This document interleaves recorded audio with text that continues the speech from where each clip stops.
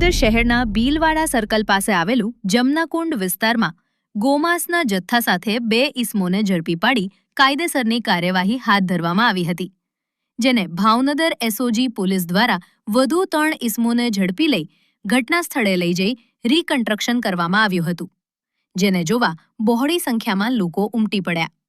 Zahid Syed, reporter 24 news, Bhavnagar.